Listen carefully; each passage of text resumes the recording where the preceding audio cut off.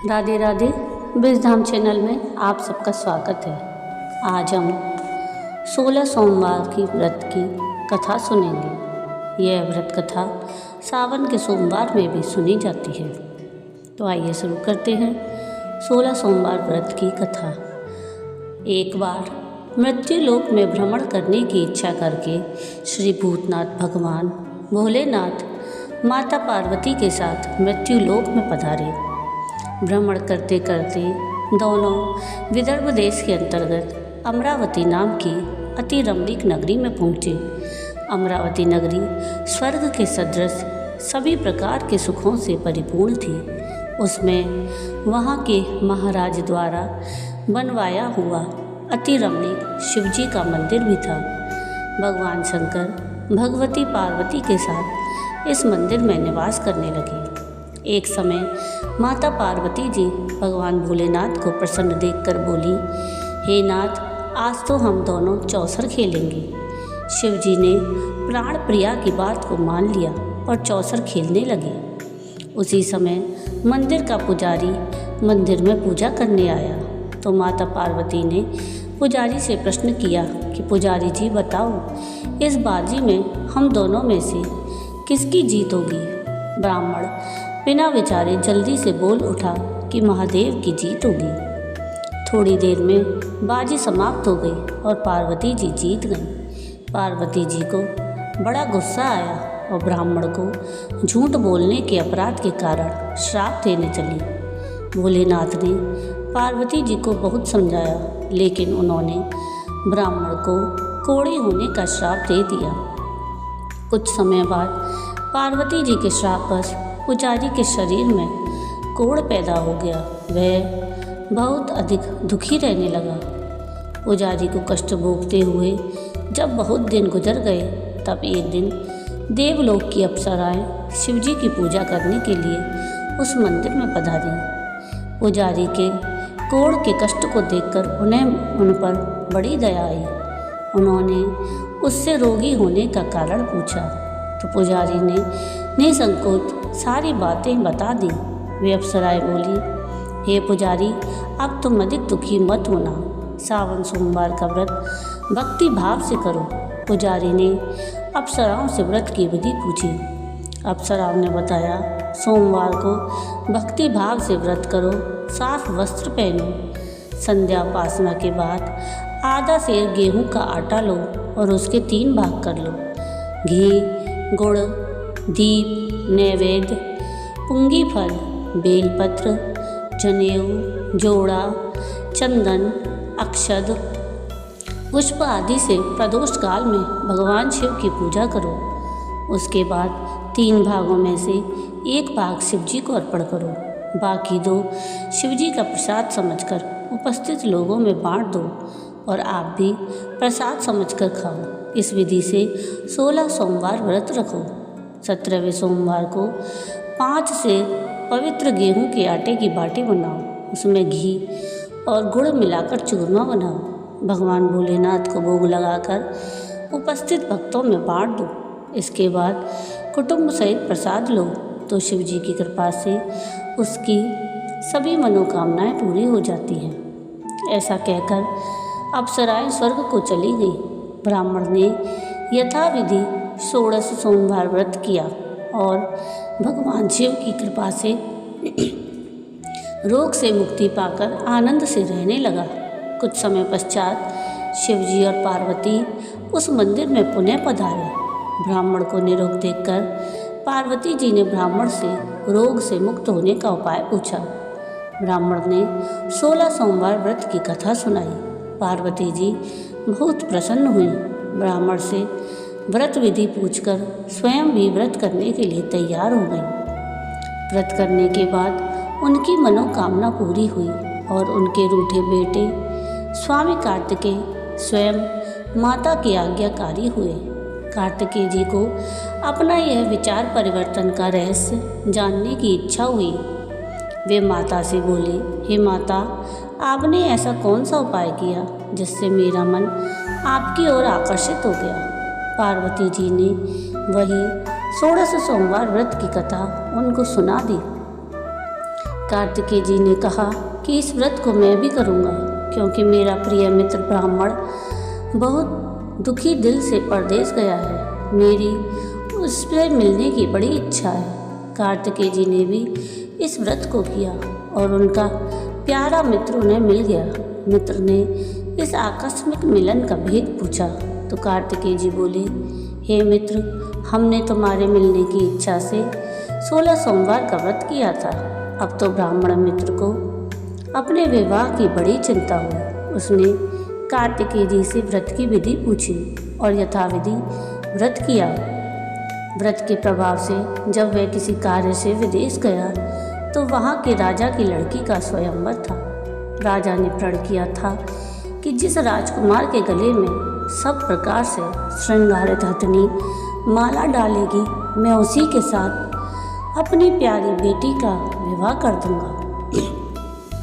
शिवजी की कृपा से वह ब्राह्मण भी उस स्वयंवर को देखने की इच्छा से राजसभा में एक ओर जाकर बैठ गया।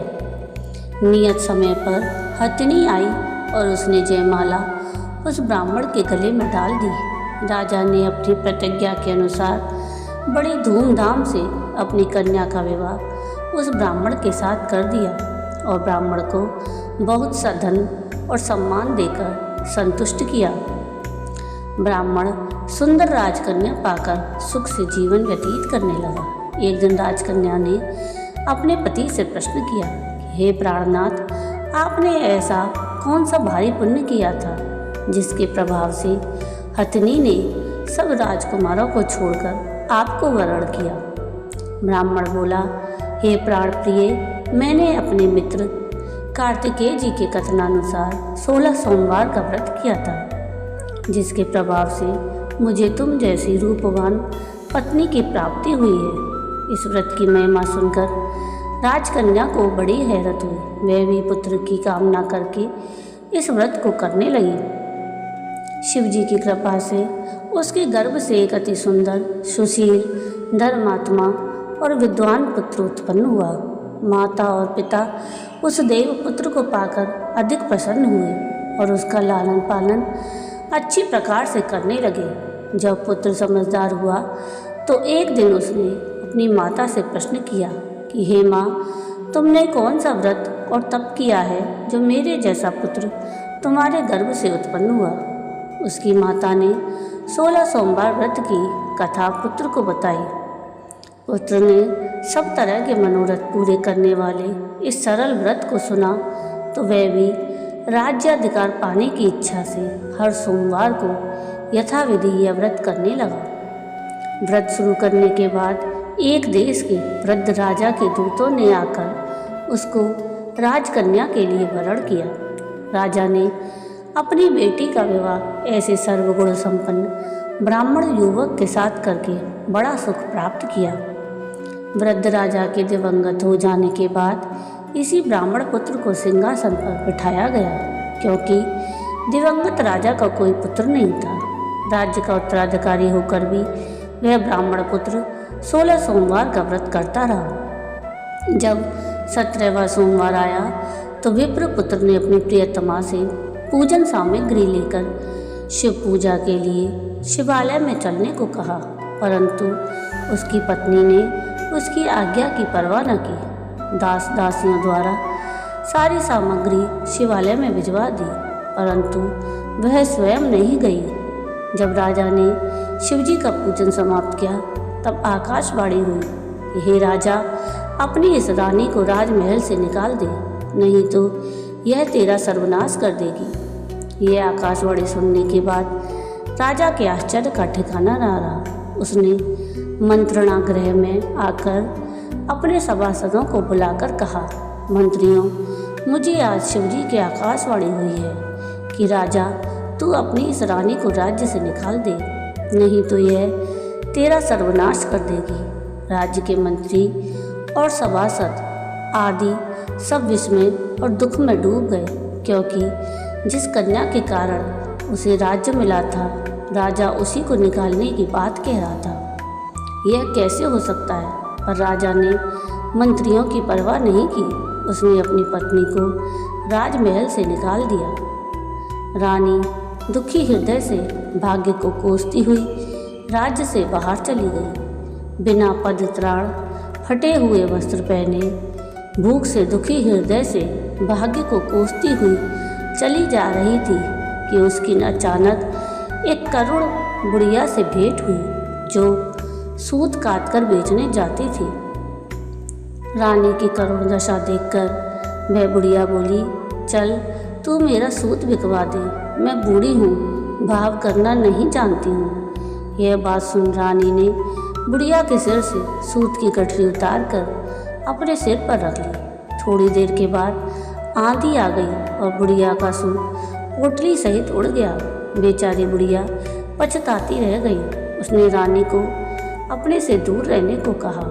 इसके बाद रानी एक तेली के घर गई तो शिवजी के प्रकोप के कारण तेली के सभी मटके उसी क्षण चटक गए। तेली ने भी रानी को अपने घर से निकाल दिया। बहुत से दुख उठाती रानी एक नदी किनारे गई तो नदी का सारा जल सूख गया। उसके पश्चात वह एक जंगल में गई। वहाँ सरोवर में पानी पीने गई तो उसके हाथ का स्पर्श होते ही सरोवर का नील कमल के समान जल असंख्य कीड़ों में होकर गंदा हो गया। रानी ने भाग्य पर दोषारोपण करते हुए उस जल को पीकर पेड़ की शीतल छाया में विश्राम करना चाहा, परंतु वह जिस पेड़ के नीचे विश्राम करती उस पेड़ के पत्ते तुरंत टूटकर गिर जाते। वन, सरोवर, जलाशय की ऐसी दशा देख गऊ चराते ग्वालों ने अपने गोसाई जी से, जो उस जंगल में स्थित मंदिर में पुजारी थे, सारी बात कह सुनाई। गोसाई जी के आदेशानुसार ग्वाले रानी को पकड़कर गोसाई जी के पास ले गए। रानी की मुख कांति और शरीर शोभा देख गोसाई जी जान गए कि यह अवश्य ही कोई विधि की मारी कुलीन स्त्री है। पुजारी जी ने रानी से कहा कि पुत्री, मैं आपको अपनी पुत्री के समान रखूँगा, तुम मेरे आश्रम में आकर रहो, मैं तुम्हें किसी प्रकार का दुख नहीं होने दूंगा। गोसाई जी के वचन सुनकर रानी को धीरज हुआ। वह आश्रम में रहने लगी। रानी जो भोजन बनाती उसमें कीड़े पड़ जाते, जल भरकर लाती उसमें भी कीड़े पड़ जाते। रानी की यह दशा देख गोसाई जी भी बड़े दुखी हुए और रानी से बोले, हे पुत्री, तुम्हारे ऊपर कौन से देवता का प्रकोप है जिससे तुम्हारी ऐसी हालत हुई है। पुजारी जी की बात सुनकर रानी ने शिवजी के पूजन के बहिष्कार की सारी बात बताई तो पुजारी जी शिवजी की अनेक प्रकार से स्तुति करते हुए रानी से बोले कि पुत्री, सब मनोरथ पूरे करने वाले 16 सोमवार व्रत को करो, उसके प्रभाव से इस कष्ट से मुक्त हो सकोगी। गोसाई जी की बात मानकर रानी ने 16 सोमवार व्रत किए। 17वें सोमवार को विधि विधान सहित पूजन किया। उस पूजा के प्रभाव से राजा के हृदय में विचार आया कि रानी को गए हुए बहुत समय बीत गया, ना जाने कहाँ कहाँ भटकती होगी, उसे ढूंढना चाहिए। यह सोचकर रानी को तलाश करने के लिए राजा ने चारों दिशाओं में दूत भेजे। वे दूत रानी को तलाश करते हुए गोसाई जी के आश्रम में पहुँचे। वहाँ रानी को पाकर उनसे रानी को अपने साथ ले जाने का आग्रह करने लगे, परंतु गोसाई जी ने मना कर दिया। दूत चुपचाप वापस लौट आए और राजा को रानी का पता बतलाया।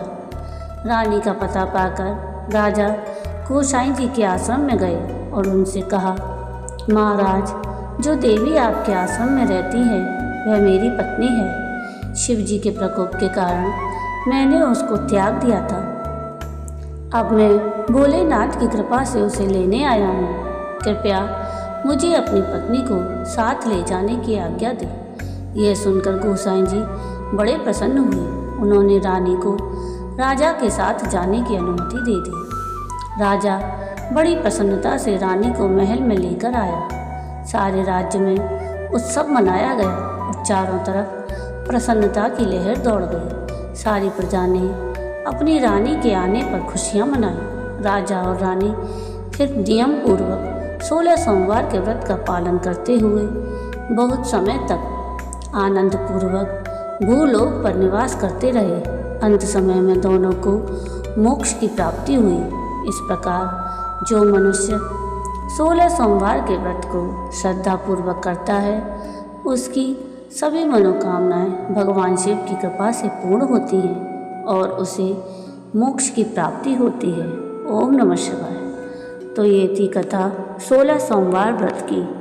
आपको ये कथा कैसी लगी मुझे कमेंट करके ज़रूर बताइएगा, और अगर आपको ये कथा पसंद आई हो तो प्लीज़ इसको लाइक शेयर ज़रूर कीजिएगा और प्लीज़ मेरे चैनल को सब्सक्राइब कीजिएगा और कमेंट में राधे राधे ज़रूर लिखिएगा।